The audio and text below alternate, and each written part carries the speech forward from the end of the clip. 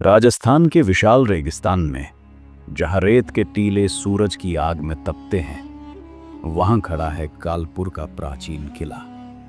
इस किले की दीवारें आज भी गूंगी गवाही देती हैं एक ऐसी कहानी की जो खून, विश्वासघात और एक श्रापित मुकुट से शुरू हुई। किले के सबसे ऊंचे मीनार में एक काले पत्थर के तख्त पर रखा है वो राजमुकुट, चमकता हुआ, रत्नों से जड़ा, लेकिन उसकी हर किरण में छिपा है एक भयानक रहस्य। कहते हैं जो भी उस मुकुट को सिर पर रखता है, उसका अंत सिर्फ मृत्यु नहीं, बल्कि एक ऐसी सजा है जो उसकी आत्मा को भी चैन नहीं लेने देती।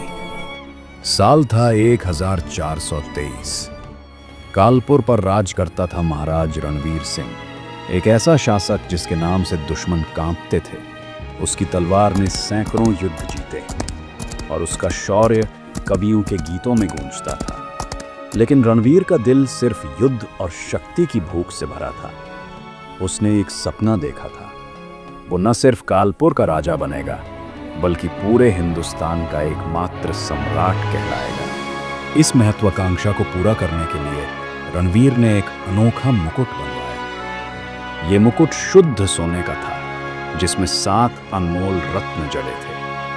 प्रत्येक रत्न को किसी न किसी पराजित राजा के खून से रंगा गया था। मुकुट के बीच में था एक विशालकाय नीलम, जिसके बारे में कहा जाता था कि वो किसी प्राचीन जादूगर की आंख थी। इस मुकुट को बनवाने के लिए रणवीर ने अपने राज्य के सबसे कुशल कारीगरों को बुलवाया और उसने एक रहस्यमयी तांत्रिक से आशीर्वाद भी लिया। तांत्रिक ने चेतावनी दी थी, हे राजन, ये मुकुट तुम्हें शक्ति देगा, पर इसकी कीमत होगी। ये रत्न सिर्फ रक्त की प्यास बुझाते हैं। इसे पहनने वाला या तो सम्राट बनेगा या उसका सर्वनाश होगा। रणवीर ने उस चेतावनी को हंसी में उड़ा दिया। उसने मुकुट को अपने सिर पर रखा और ऐलान किया, ये मुकुट मेरी ताकत का प्रतीक है, अब कोई मुझे रोक नहीं सकता। लेकिन शक्ति की भूख ने रणवीर को पागल कर दिया। उसने अपने ही मंत्रियों पर विश्वास करना छोड़ दिया। उसका छोटा भाई यशवंत, जो उसका सबसे बड़ा समर्थक था, उस पर भी शक की सुई घूमने लगी। एक रात रणवीर ने अपने भाई को रात के भोज में जहर दे दिया। यशवंत की पत्नी रानी चंद्रिका ने अपने पति की मृत्यु का कारण जान लिया। उसने रणवीर के सामने आकर उसका सामना किया। तूने मेरे पति को मारा रणवीर, ये मुकुट तेरी ताकत नहीं, तेरी कब्र बनेगा, उसने आंसुओं और गुस्से में कहा। फिर उसने अपने खून से सने हाथों को आसमान की ओर उठाया और श्राप दिया, जो भी इस मुकुट को पहनेगा वो कभी चैन नहीं पाएगा। उसका खून रेत में मिल जाएगा और उसकी आत्मा इस किले में भटकेगी। उसी रात रानी चंद्रिका ने किले की सबसे ऊंची मीनार से कूदकर अपनी जान दे दी और उसी रात से कालपुर का किला बदल गया। रणवीर की मृत्यु एक युद्ध में हुई, जहां उसका सबसे विश्वास पात्र सेनापति ही उसके खिलाफ हो गया। मुकुट उसके सिर से गिरा और रेत में दब गया। लेकिन कुछ साल बाद जब नया राजा बना, उसने वो मुकुट ढूंढ निकाला और सिर पर रख लिया। उसकी मृत्यु एक रहस्यमयी बीमारी से हुई, जिसमें उसका शरीर काला पड़ गया। इसके बाद हर राजवंश जो कालपुर पर राज करने आया, उसने उस मुकुट को पहनने की भूल की।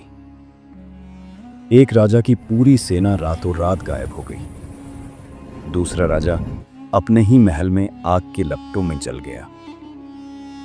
तीसरे राजा ने अपने बेटे को मार डाला, ये सोचकर कि वो उसका दुश्मन है।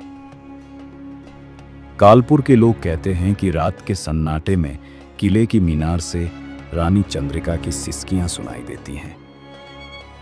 कभी कभी मुकुट के पास एक नीली रोशनी चमकती है और उसमें रणवीर की परछाई दिखती है, जो अपने ही मुकुट को कोसता हुआ चीखता है। आज कालपुर का किला वीरान है। पुरातत्व विभाग ने कई बार उस मुकुट को संग्रहालय में ले जाने की कोशिश की, लेकिन हर बार कुछ न कुछ अनहोनी हो गई। एक बार ट्रक जिसमें मुकुट ले जाया जा रहा था रास्ते में बिना कारण रुक गया। दूसरी बार उसे छूने वाला कर्मचारी अचानक बेहोश हो गया। गांव के लोग अब उस किले के पास भी नहीं भटकते। वे कहते हैं वो मुकुट सोने का नहीं, लालच और खून का बना है। रात में किले के आसपास रहस्यमयी आवाजें सुनाई देती हैं। तलवारों की टक्कर, किसी की चीख और कभी-कभी रानी चंद्रिका का गीत जो हवा में गूंजता है। आज भी वो राजमुकुट कालपुर के किले में रखा है, काले पत्थर के तख्त पर, धूल और रहस्यों से ढका हुआ।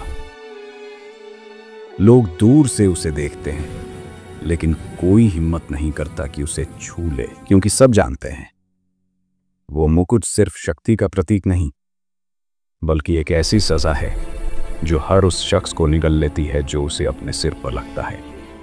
और सोचो, रणवीर सिंह, जिसने सोचा था कि वो इस मुकुट से अमर हो जाएगा, वो आज भी अमर है, लेकिन एक ऐसी कहानी में जो हर सुनने वाले के रोंगटे खड़े कर देती है।